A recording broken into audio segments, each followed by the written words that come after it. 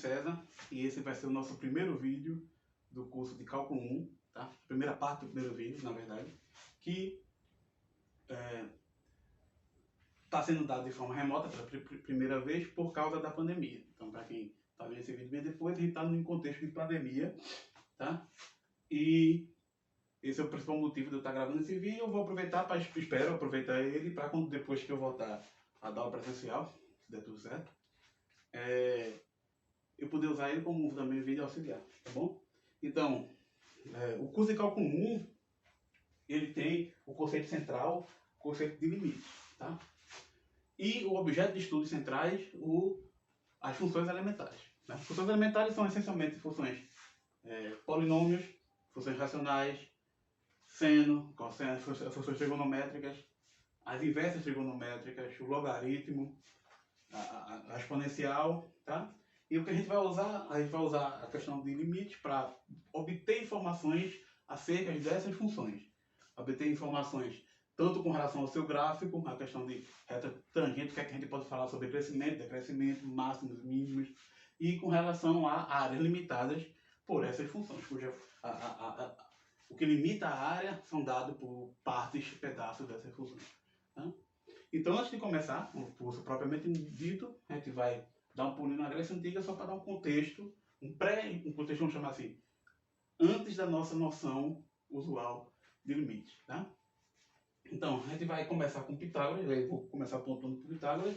Isso não significa que não houve contribuições no começo, coisas que poderiam ser consideradas cálculo antes de Pitágoras, tá? Mas eu estou pontuando ele porque ele trouxe por causa da questão dos incomensuráveis, tá? Primeiro, a gente está pensando em grandeza. O que é uma grandeza? Grandeza, como o próprio nome diz, tem a ver com tamanho. Mas tamanho, porque esse nome grandeza, porque se refere a vários tipos de tamanhos diferentes.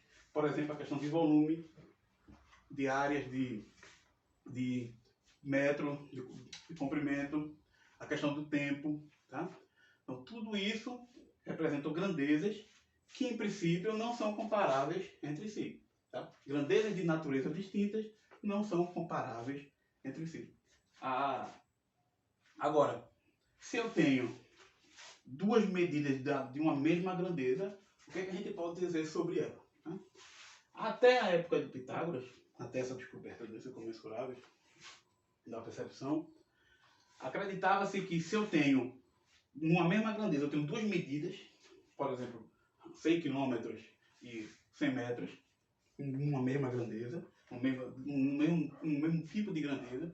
Se eu tenho a mesma medida, se eu tenho duas medidas, então eu posso colocar essa daqui, posso pegar essa, vamos chamar assim, essa medida A e essa medida B, eu posso somar a medida A um certo número de vezes, número inteiro, e eu posso somar essa medida B um certo número de vezes, ela com ela mesma, ela com ela mesma, a medida A, a medida A, a medida A, a medida B, B, B, de modo que uma hora o total vão ser igual, ou seja, essa medida total vão ter o mesmo tamanho. Uma outra maneira de dizer isso é que se eu tenho existe uma medida C, dadas essas duas medidas, existe outra medida C, que cabe um número inteiro de vezes nessa e um outro número inteiro de vezes nessa. A maneira de formular de deixar esse pensamento mais formal era feita do ponto de vista geométrico. Aliás, como os principais argumentos formais daquela época tinham base geométrica, tá? Tinha um conceito geométrico por trás. Nesse contexto aqui, a questão era formulada da seguinte forma: suponha que eu tenho dois segmentos, dados quaisquer dois segmentos, eu posso colocar esse segmento, posso estender esse segmento aqui, colocando ele atrás dele, um número n vezes, n inteiro, e eu posso colocar esse outro segmento aqui, um número m de vezes, ele atrás dele, um número inteiro, e aí vou ter o mesmo tamanho. Ou, de outra forma, existe um número inteiro dado dois segmentos A e B, existe um outro segmento C, que cabe um número inteiro de vezes nesse e um outro número inteiro de vezes nesse. E aí, acredita-se que esse problema da incomensurabilidade foi descoberto estudando a questão do triângulo retângulo mesmo. E aqui um exemplo simples: triângulo retângulo, lado 1. A hipotenusa não pode ser essa propriedade, esse segmento, você não vai poder escrever dessa forma. Você não vai existir um número inteiro de vezes esse, um número inteiro de vezes esses que vão dar iguais, tá? Você nunca vai conseguir fazer isso, tá? E aí traz esse problema a questão de uma grandeza. Nesse contexto aqui, entender as grandezas era um problema, tá? E Zenon vai focar principalmente em duas grandezas, que é a questão de tempo e de espaço, tá? E será que são duas grandezas distintas mesmo? Hã? Será? Mestre Einstein? Um abraço. E tem duas grandezas em princípio distintas, tempo e espaço. E uma das perguntas que Zenon se fez era se a gente podia dividir o tempo e o espaço indefinidamente. Ou se existia uma unidade mínima, vamos chamar assim, uma medida mínima de tempo e espaço, aquela que você não podia mais diminuí-la. Tá? E aí é onde nasce, por exemplo, os paradoxos, principalmente o paradoxo por exemplo, da dicotomia, tá? Que diz essencialmente que se suponha que eu tenha uma pessoa que queira andar esteja correndo um corredor e tem que percorrer uma certa distância L. Para ele percorrer essa distância L, ele tem que percorrer primeiro a metade dessa distância L sobre 2, e com isso ele vai gastar um certo tempo T1. Posteriormente ele vai ter que percorrer a metade da distância que falta, ele vai gastar um certo tempo T2 para isso, a metade do que falta, um certo tempo T3 para isso, e assim vai. Mas não importa o quanto, em que passo ele pare, sempre vai existir uma certa distância que não foi percorrida, e para ele percorrer essa certa distância, ele vai precisar de uma certa unidade de tempo. Então, se o tempo e o espaço forem de fato indefinidamente, se você pudesse dividir indefinido, você nunca alcança o seu objeto, porque sempre vai ter um certo tempo que você vai demorar para alcançar o seu objetivo, e com isso a possibilidade existe a impossibilidade desse movimento. E isso é uma questão filosófica. A gente sabe que você consegue alcançar o seu objetivo. O que é que está ocorrendo então? Então tem esse choque do real, do que ocorre, da experiência observacional, com o tentar entender essa experiência. Hoje, para a gente, é muito mais fácil com o pensamento moderno, mas naquela época, isso era de fato um problema filosófico. Eu não acho que é porque eles eram menos capazes do que isso, isso é um erro brutal. Né? É por causa do tipo de pensamento que se tinha naquela época. A questão do movimento para eles, da mudança para eles, tinha um certo sentido de... o processo de mudança era o processo em que um objeto que deixa de ser. Certo? Então, a compreensão de movimento, de você compreender o objeto por si, o que é que faz uma coisa, o que é que compõe um ser, um objeto. Tá? Isso vai ser discutido a partir dessa época, inclusive com uma escola, a escola atômica, que decorre essencialmente de discípulos deles. Tá? Então, você tem toda essa questão de tentar entender certas colocações, tentar entender o mundo ao seu redor.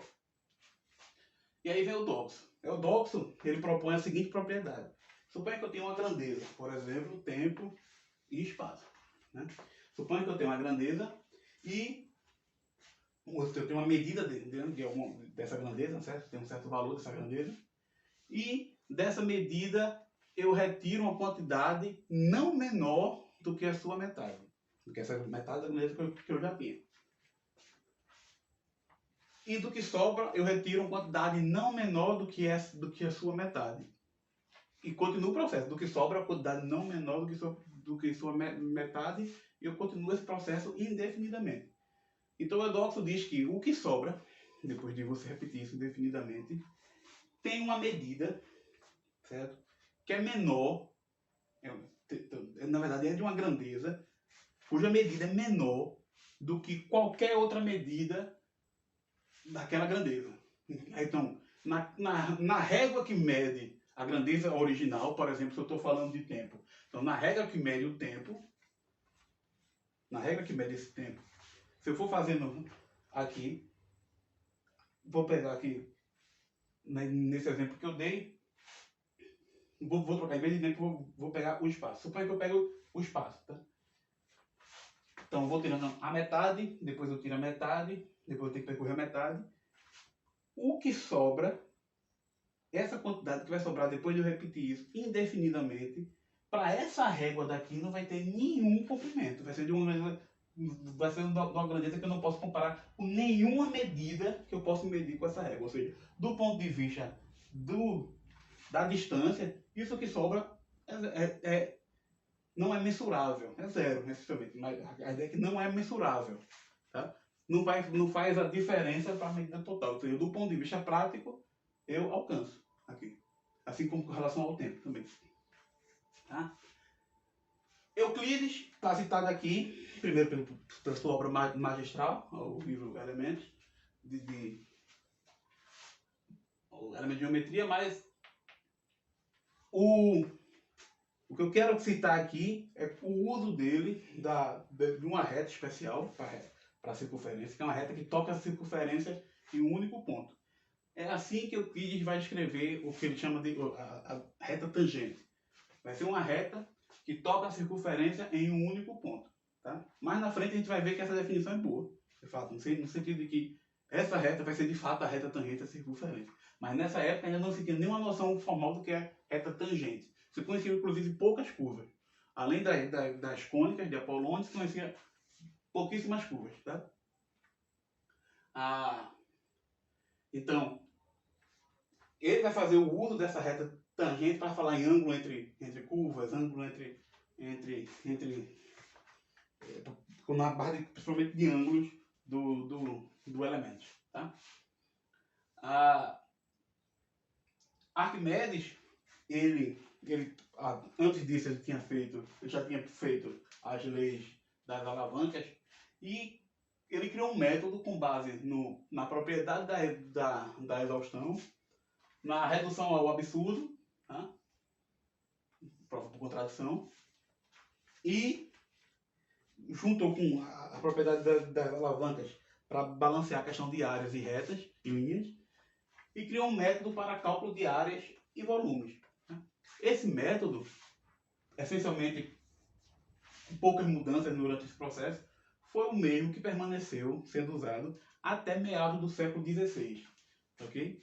Então, até meados do século XVI, essencialmente foi o método da exaustão arquimediana que foi usado, com as devidas alterações para cada problema, para o cálculo de áreas e volumes. Tá? Então, depois, 1500 e alguma coisa, houve a tradução das obras de Arquimedes para o latim. E isso possibilitou, principalmente a comunidade europeia, o desenvolvimento dos conceitos de Arquimedes. Entre eles começou a se desenvolver o conceito o conceito de limite moderno.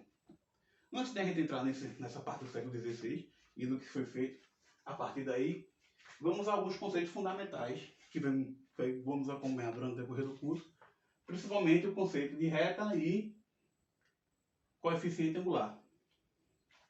Bom, pessoal, então, com relação à reta no plano, o que é que a gente pode dizer sobre ela, certo? O nosso objetivo agora vai ser descrever a equação da reta no plano, tá? A gente vai começar olhando para o seguinte postulado, o axioma, da geometria euclidiana, que diz que, dados dois pontos distintos no plano, existe uma única reta, olha aqui a palavra-chave é única, contendo ambos os pontos. Isso é um postulado, porque isso é o que Euclides usou como ideia fundamental, certo? Algumas das ideias que você tem que aceitar para desenvolver resultados sobre essa teoria. E nesse caso aí foi no livro Elementos dele, que ele botou os postulados do que hoje a gente chama de geometria euclidiana. Então, aqui estão os pontos A e B, e eu vou lhe dar uma reta passando por esses pontos, tá? E eu vou assumir em princípio que essa reta não é uma reta vertical. O que significa dizer que essa reta não é uma reta vertical? Que ela não é paralela ao eixo OY. De outra forma de dizer, dizer que uma reta é uma reta vertical é dizer que quando eu olho para os pontos X e os pontos que fazem parte dessa reta, suas coordenadas x e y, o x vai ser constante. Vai ter a mesma coordenada para todos os pontos. Tá? Então, vamos excluir esse caso é simples. E vamos olhar para o caso geral, para o outro caso, desculpa. Que é quando eu não tenho uma reta vertical. Tá? Então, se eu não tenho essa reta vertical, o que eu vou tentar fazer agora é escrever o y em função do x. O que significa escrever o y em função do x? Significa dizer que, dado um ponto qualquer sobre a reta, P, que vai ter coordenadas x e y no plano cartesiano, tá? Eu quero obter o valor de y apenas conhecendo o valor de x, certo? E isso sempre vai poder ser feito, tá? Para qualquer x real, vai ter um único valor de y que que o par x e y está na reta que passa por A e B, tá? Então, o que é que eu posso dizer sobre essa reta? Desde a época dos gregos, desde essa época, já se sabia que, dado uma reta assim, qualquer reta horizontal que eu traçar vai formar o mesmo ângulo. Tá? Então, se eu tenho essa reta, eu traço essa reta horizontal aqui, eu vou formar um ângulo θ. Assim como se eu traçar uma outra reta horizontal aqui, eu formo o mesmo ângulo θ. Tá?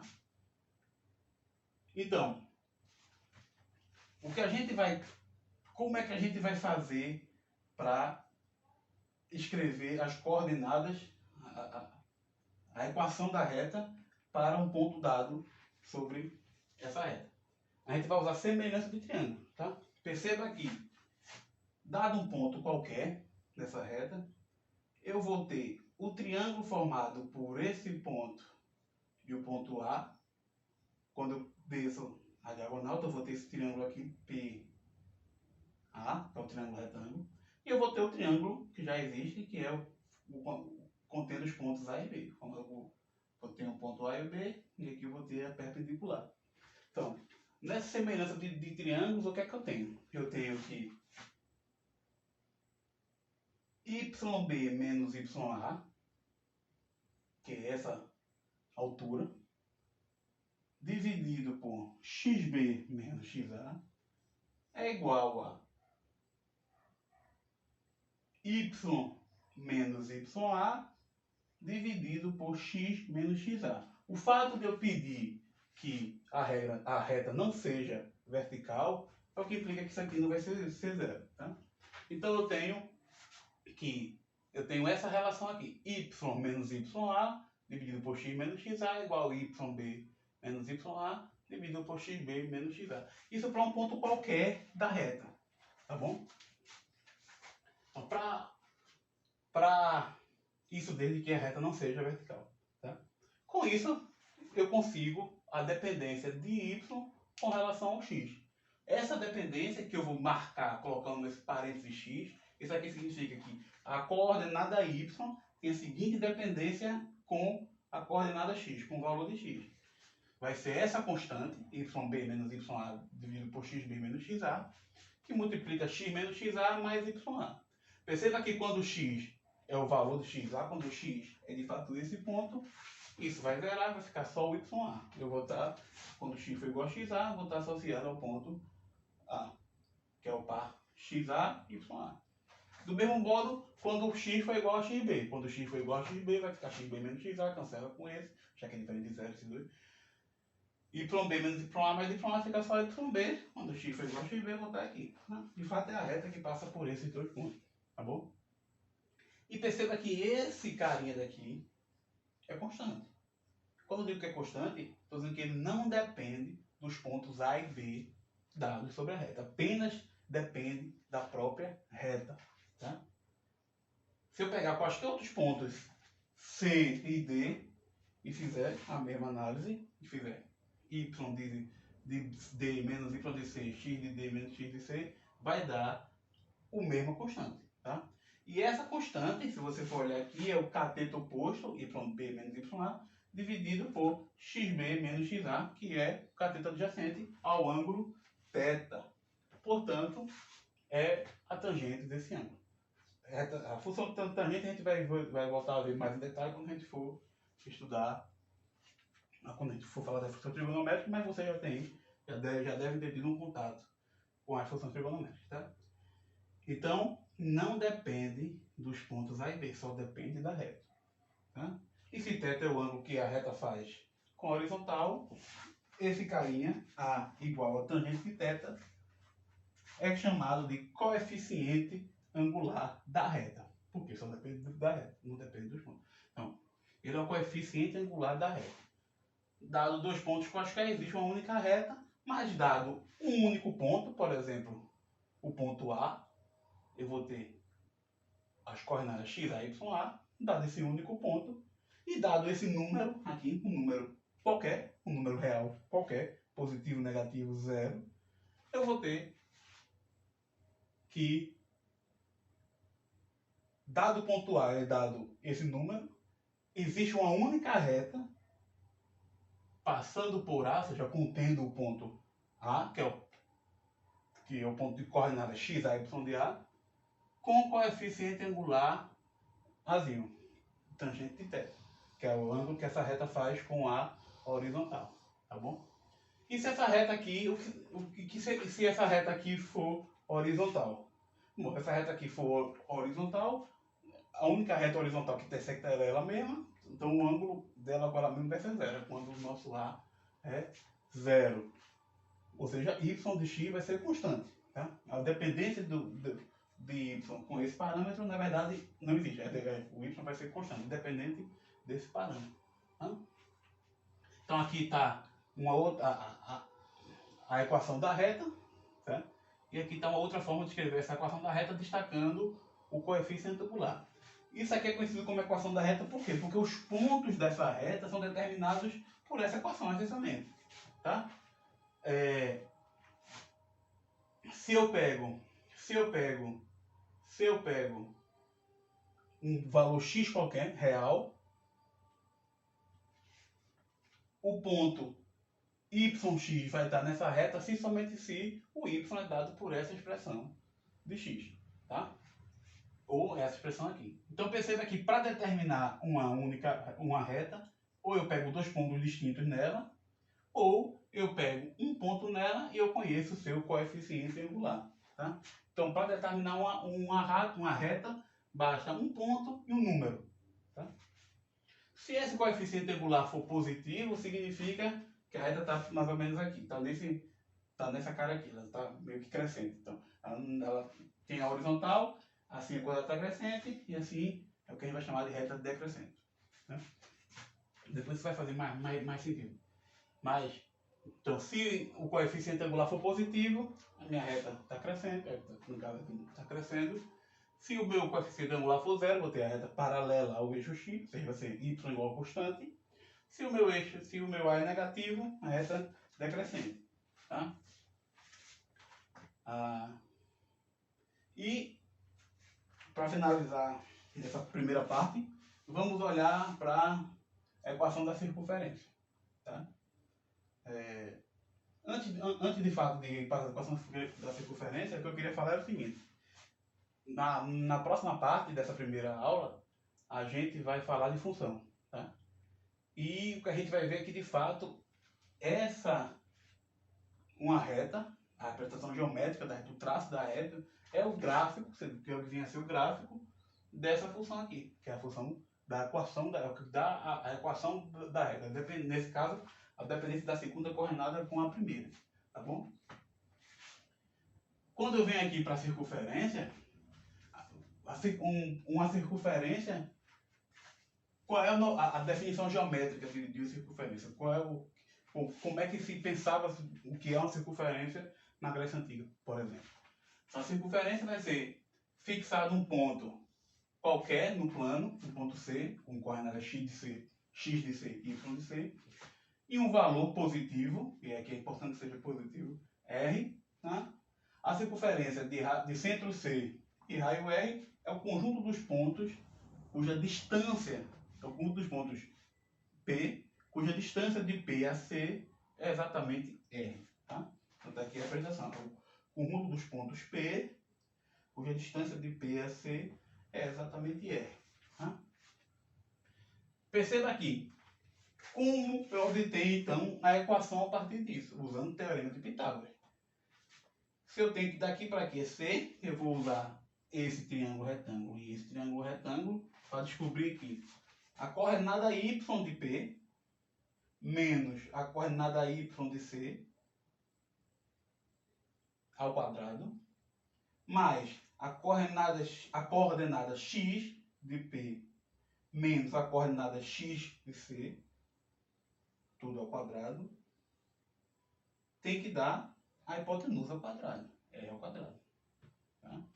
Então, com isso, dado um ponto, eu consigo descobrir um ponto P está sobre a circunferência, se somente se satisfaz a equação da circunferência, que é dado por essa equação aqui. Perceba que isso é um polinômio de grau 2 em x e y aqui. Tá?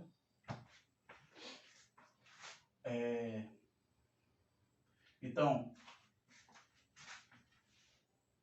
a definição de circunferência, de reta tangente à circunferência de Euclides era qual? Era a reta que intersecta a circunferência em um único ponto. Então isso era uma reta tangente.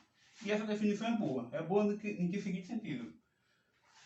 Se eu tenho um ponto qualquer na circunferência, existe uma única reta que intersecta essa circunferência nesse ponto.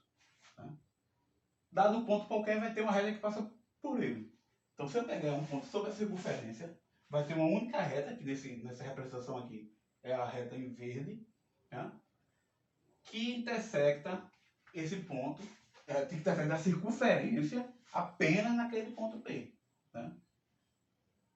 Então, é isso que é a boa definição, no caso da definição de Euclides. Ele não deu uma definição geral, mas a definição que ele deu para a circunferência vale. Primeiro porque, independentemente do que seria a noção de reta tangente, se ele não se aplicar a questão da circunferência, ia ser complicado. Uma das principais curvas simples, uma das mais simples, uma noção que já não cabe para a circunferência, ia ser difícil ser útil quando a gente está trabalhando com curvas mais complexas. E a outra questão é o seguinte: como é que a gente verifica isso que a gente já fez? Tá? A gente vai dizer o seguinte: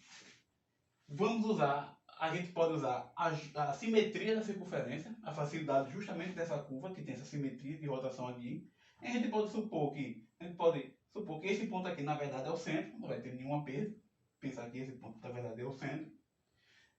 E pensar que P, na verdade, está sobre o eixo OY. Tá? Deixa eu até botar no aqui. Isso aqui P está sobre o eixo OY. Tá? Só por simplicidade.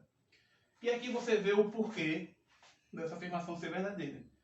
Aqui eu vou ter a reta y igual a r, que é justamente a circunferência de raio R, tá certo?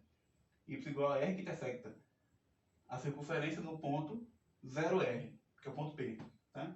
Se eu pegar qualquer outra reta passando por P, se eu pegar qualquer outra reta passando por P, ela vai ter a seguinte equação: y de x mais y de x é igual a ax mais r com a diferente de zero, porque com a igual a zero já é essa outra reta. Eu quero saber, suponho que eu tenha alguma outra reta que não seja aquela. Então o a obrigatoriamente vai ser diferente de zero, por que a gente acabou de ver. Então, como a é diferente de zero, o que é que a gente tem? Se o a for negativo, como é, por exemplo, aqui essa representação dessa reta aqui, se o a for negativo, vai existir um x, tal que o ponto x, y de x, pertence à reta e à circunferência também. Do mesmo modo, se o a for positivo, então a reta vai ser assim, vai ter um ponto x, no caso agora menor que zero, x negativo, tá que o ponto x, y de x, também vai estar sobre a reta e sobre a circunferência. Tá? Então, essa é a primeira parte da primeira aula, que eu queria dar um pouco de contexto geral e apresentar os conceitos fundamentais, principalmente de reta e coeficiente angular, que vamos acompanhar. Tá? a questão do coeficiente angular vai ter uma relação íntima quando a gente for falar de derivada. Ela está intimamente associada à derivada, tá bom? E aqui a gente verificou a questão da boa definição de reta tangente de Euclides para a questão da circunferência. Então espero que vocês tenham gostado, espero que seja útil, que vocês aproveitem e daqui a pouco a gente volta com a segunda parte dessa aula, primeira aula, tá bom?